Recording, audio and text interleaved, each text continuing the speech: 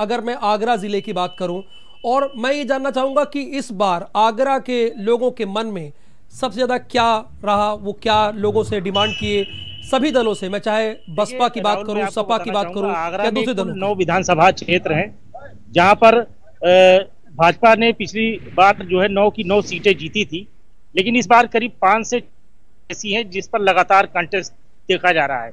Samajwadi party और Bahujan Samaj party इस पूरे इलाके में पूरा जोर लगा रही है। अगर वोटों की बात करें तो सबसे ज्यादा जो वोटर है भारतीय जनता पार्टी को जो चुनौती है वो बहुजन समाज पार्टी से मिल रही है, क्योंकि उनकी संख्या यहाँ पर वोटों में काफी आगे है। और यही वजह है कि हर सीट पर बहुजन समाज पार्टी किसी न किसी रूप में भारतीय जनता पार्टी के सामने है। जी राहुल, बिल्कुल, यानी यहाँ भी मुकाबला बेहद दिलचस्प है। और हमारे साथ दानिश भी जुड़ गए हैं, नरेंद्र भी हमारे साथ जुड़े हैं। नरेंद्र ने ये बताया, अनुपम मेरा आप ही सवाल है कि पश्चिमी उत्तर प्रदेश में खासकर उनके इलाकों में अभी भी किसान आंदोलन को लोग भूले नहीं हैं। वैसे आपके यहाँ, आपके जिले में, आगरा में एक मुद्दा जिसका हर दल ने सामना किया हो? देखिए, आगरा की जो सबसे बड़ी मांग है वो हाई कोर्ट की मांग रही है, और खासतौर से जो यमुना पे बैराज बनाया जाना ये बड़ा मुद्दा रहा है। इसके अलावा इस चुनाव में एक मुद्दा बाघ को जिला बनाया जाना भी रहा है, जिसको लेकर के जनता में आक्रोश रहा है। विकास कार्यों को लेकर के जनता बेहद नाराज है, क्योंकि पिछले 5 सालों में जिस तरह से डबल इंजन की सरकार रही, आगरा को जो उम्मीद थी वो उम्मीद के मुताबिक काम नहीं हुए हैं। इस बात को लेकर जनता में नाराजगी है। जी अच्छा, आपकी जो 9 विधानसभा सीटों का आप जिक्र कर रहे थे, इसमें दिलचस्प लड़ाई किन किन दलों के बीच में है, उनके बीच क्या मुद्दे रहे, जनता को क्या मुद्दे पसंद आए, ये जरा बताइए आप।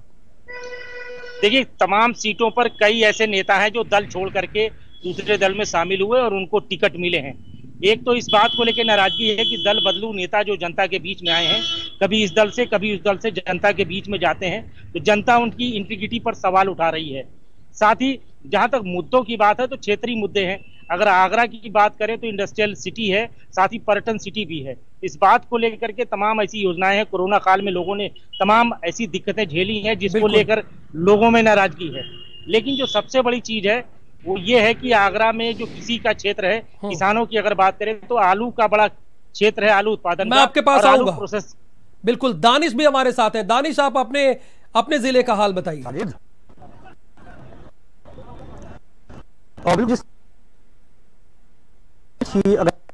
लेकिन इस बार ये राह आसान होती नहीं दिख रही है। कई ऐसे बड़े क्षेत्रीय मुद्दे हैं जिसका पिछले 2 से 2.5 साल से लगातार विरोध चल रहा है। हालांकि जेवर सीट, चूंकि वहां पर अवतार भदाना को आरएलडी का जो प्रत्याशी उतारा गया, वो वहां पर कहीं ना कहीं फाइट कर रहे हैं। तो वही अगर हम मिहिर दारवी विधानसभा में चलते हैं तो वहां पर खुद जो वहां के प्रत्याशी हैं तेजपाल नागर, उनका विरोध चल रहा है, क्योंकि वहां पर जो मिहिर भोज को लेकर जो एक कह सकते हैं कि आपस में एक जो विरोध चल रहा है, वो विरोध कहीं ना कहीं इस बार सामने चीजें दिख रही हैं जमीनी स्तर पर भी, कि हाँ वो विरोध एक मुद्दा बना हुआ है चुनाव को लेकर, वोटिंग को लेकर। तो नोएडा एक सेफ सीट मानी जाती थी, नोएडा की कहा जाता था कि नोएडा में किसी को भी अगर बीजेपी से खड़ा कर दिया जाए तो वो जो है आसानी से जीत सकते हैं। इसका उदाहरण 2014 में देखने को मिला था, जब बिमला बासम, जिनको शहर के अंदर कोई भी ऐसा नहीं जानता था, वो एक कॉमन चेहरा नहीं थी, उसके बावजूद भी जब उपचुनाव होते हैं